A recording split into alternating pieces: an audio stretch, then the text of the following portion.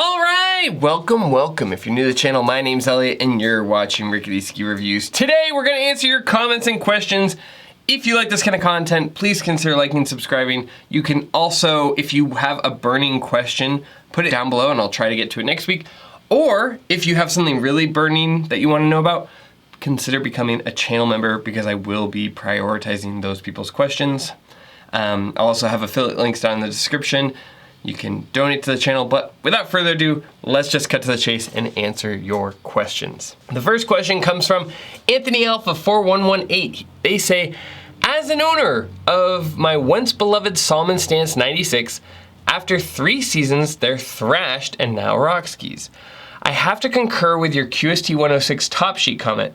Didn't take too long for my Stance 96 to start chipping on the sides, and the front tips seem to chip and grind down quickly. I've noticed this on others riding the Stance too. By comparison, the Volkl Revolt 104 was my spring ripper this season till things got too rocky, and the top sheets and front tips have held up remarkably better. I think I'm an atomic Volkl guy now for my main quiver. Is the atomic Maverick 86C, Volkl Revolt 96, Revolt 104, and the Bent 110, plus a rock ski quiver for Stance 96, Core 99, Revision Sasquatch. I was told Revision became forefront, but I'm unsure. I'm not sure about that part. Then there are a couple of other comments from Jeff Spicoli. Anthony, I noticed the fragile top sheet on my Stance 90s. Immediately, I consider myself a pretty clean skier, carving and whatnot.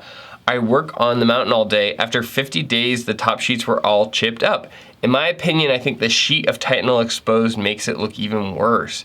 The Stance is my favorite daily driver, but I'm not promoting the Stance and not sure if I'll buy another pair. The QST top sheet is also soft and susceptible to a frayed look. I've seen other Stance skis on the mountain and they generally look the same. I told our local Salomon reps about the issue and they were pretty condescending about the feedback. Essentially, like their skis get over it. Ooh. It's like, dude, being a rep is like, that's your job. Your one job is to like hype up skis and giving the, oh, hey, there's skis, what do you gotta do? Gross. Carter Fan chimes in, Stance definitely chips easily. I've seen it many times. Yeah, I had a video talking about my Salomon QST 106s where the top sheet just started to like fray along the tip line. And, you know, with any wear and tear, it's all anecdotal, so this is just my specific experience, but let me go and pull up the Salomon Stances now. They got skied on pretty minimally, just enough that I could do the review accurately. I just moved all my skis around. Let me see if I can find them and give you a first-hand kind of thing. But yeah, with my Salomon QST 106s, I definitely noticed that they were just fraying off the top. I got nowhere with the warranty program. You know, I was using them, I guess, as powder skis, but they definitely frayed way quicker than they should have. I'm gonna go grab the Stances. All right, I've got my Salomon Stance 90s. Let's see how they've held up. They've maybe been used 5 to 6 days total. It's not much, but I definitely am getting some of that fraying starting, which is crazy because these really do not have enough mileage to start seeing that. Same on this tip too, it's not just like an isolated incident. I don't know, I mean, I guess I would want to see how these last over time and if this kind of stops itself, but I'm starting to see the same thing with that frame. So yeah, I mean, I'd say anecdotally, that's not bad. It's probably not nearly as bad as what you're dealing with, but again, for only skiing on these maybe 5 days total, you should not see that kind of fraying already. So, I mean, it's all anecdotal, but I'm not that surprised by your statement, and it seems like other people have echoed it, and I'm already starting to see some deterioration on some skis that are very, very low mileage already. On another note, I got an email, I think I've already talked about this before, but I got an email from Salomon saying, essentially, at this time, we're all set when it comes to our current media / review strategy and budget. Yeah, I'm sure they gotta keep money in their budget to fly the Ski Essentials guys out for a week again. It's always funny too, they fly like 3 or 4 people out for those Ski Essential videos. And you know, gotta keep, the budget's tight, you know, we gotta keep things reasonable. Didn't they fly one of them out to France too, I think I saw? Anyway, that's fine. Thanks for the 1 pair of skis, Salomon. I know you guys have to tighten your belt can't be sending me a pair of skis. What does it cost a brand to send a pair of skis, you think? Like $100? Anyway, that's fine. I get it. Budgets change. I'm sure everyone's tightening their belt around, but it is always funny to just see how much they do with other channels. And this Salomon Stance 90 review outperforms Ski Essentials, so none of that logic makes any sense to me, but hey, that'll save me one less ski review I need to do this winter. It's fine, like, I'll go out and buy the skis, it's not a big deal, or I just won't review Salomon for a while until I like build up the budget or in case there's a demand. The only big Salomons I want to test, I've seen a lot of you guys requesting that I review the Salomon QST 94 and the QST 100. So I'll try to do that if I can. I'm pretty sure my local demo shop is going to carry them. But yeah, I'll do it for you guys. I know that it's important to you guys and that's why I do it, but you know, I don't I don't want to put Salomon out of business by sending a pair of skis here and there. It was nice they sent the first pair. I should be a little bit more fair, I guess. It's so funny. It's like, oh yeah, we've already spent our budget. It's like, I don't charge for the review. What am I eating out of your budget? I guess they're sending the skis. So what is that? $200 out of your, you know, $100,000 marketing budget? It's gotta be more than that. Anyway, Salomon, it's all good. I don't wanna send you guys into bankruptcy over at Salomon HQ with sending me a pair of skis through the mail. But yeah, going back to what you guys are saying, these definitely are starting to fray a little bit on the tips. All right, next comment comes from Asa J Unknown 6290. The year stamp is a great idea. This is on like what things in the ski industry need to change. I have two pairs of Nordica Navigators. One is 10-ish years old, the other is 3 years. The nuances of how they ski are very different. Even though the target audience supposedly didn't change, I enjoy both, but they are not the same ski. I live on the Front Range. A 20-day season is a bad season, so I bring at least 2 pairs up every time. Then I decide which pair is gonna be the best for that day. Yeah, and I saw another comment, someone was like, oh, well, maybe putting the year manufacturer date would hurt sales of skis. I feel like this is a good idea for several reasons. One, people just lose track of how old their stuff is. I just went and like sold my mountain bike and I didn't realize, I was like, oh my God, this bike is like 4 or 5 years old. I've just been using it every summer and kind of lost track of it. I think people who like, you know, ski as a hobby, they forget when they bought stuff. They're just focused more on the hobby itself and time kind of slips by. I think it would be really good for a couple of reasons, because I think if you had the manufacturing date printed onto the ski, well, then you would know how old your bindings are, right? If 5, 6, 7, 8 years slip by and suddenly now your skis are at least a decade old, you might need to get the bindings checked out. You might need to have them reassessed by the shop. If you go to a ski swap and you buy a pair of skis, not realizing that the skis are already 8 years old and then you put another 5 on top of them, again, you want those bindings to get checked out. So I think it would be great from a safety standard. And also somebody was saying like, oh, it could hurt sales. I think the opposite. I think if you stamped on like what generation this ski is, people would be more likely to buy the new ski. Take, for example, the Atomic Maverick. They don't change the top sheet very much year over year. And so if you don't know what year it is, you may be hesitant in the ski shop to just buy something off the shelf. Let's say you're somebody like me who watches reviews on YouTube. Well, everything you're watching is for that previous season, at least for the independent reviewers. It's harder for us to get onto next year's ski or next year's top sheet. So what I would do as a consumer is I would probably be like, oh, I don't want to get that ski. I want to get the exact top sheet of the exact ski that I watched in the review, and I would mimic it that way. So if I knew though, hey, Elliott reviewed the Atomic Maverick 88 Ti from 2023, I know that this is still a Gen 1 Maverick, and if I go into the store and to buy, you know, the new 2025 Atomic Maverick last year, when it was still the same ski, I can buy that with confidence because I know that they're both Gen 1 and there weren't substantial changes made to the ski.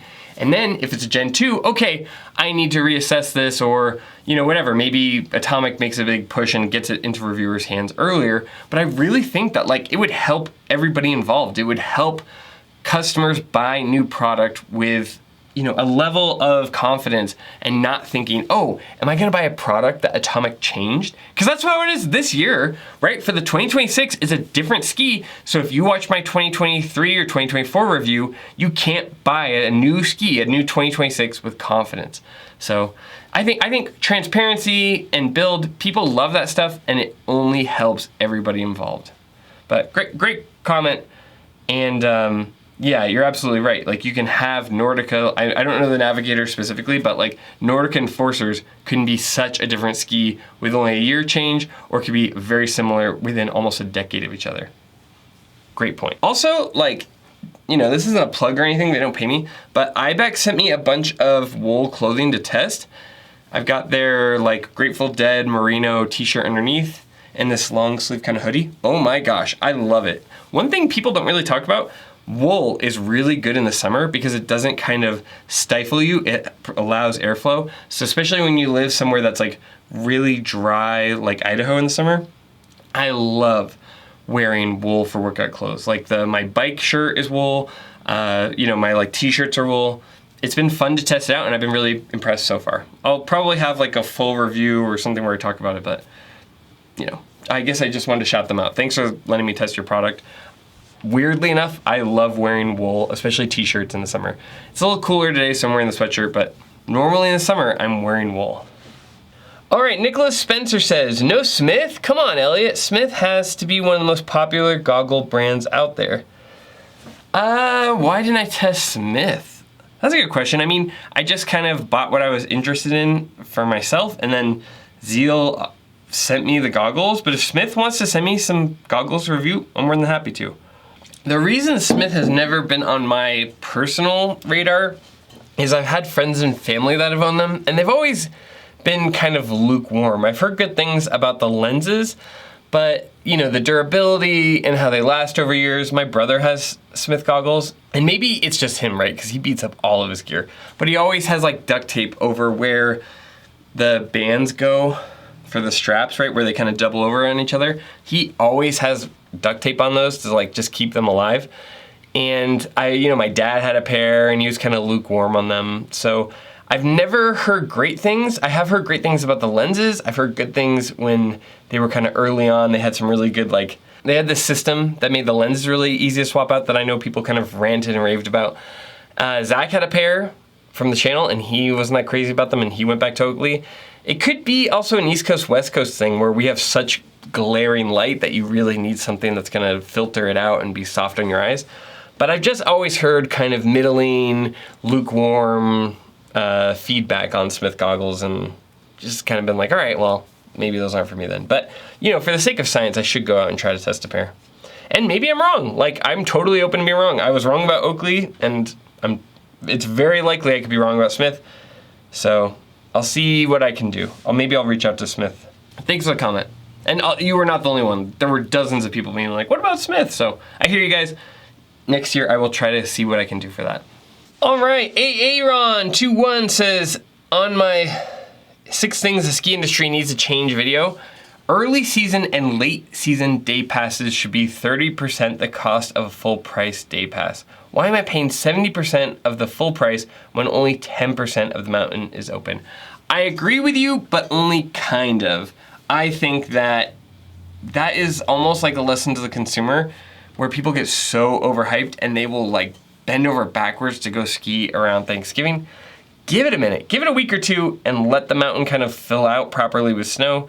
You're like, especially areas that get really busy, you're just stacked on top of each other skiing one little area.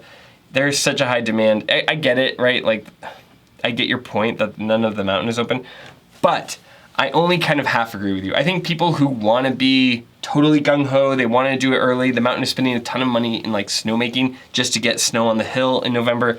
I think that I'm fine with people charging a premium for that. But in the late season, exactly like you're saying, that is when they really should be doing better discounts.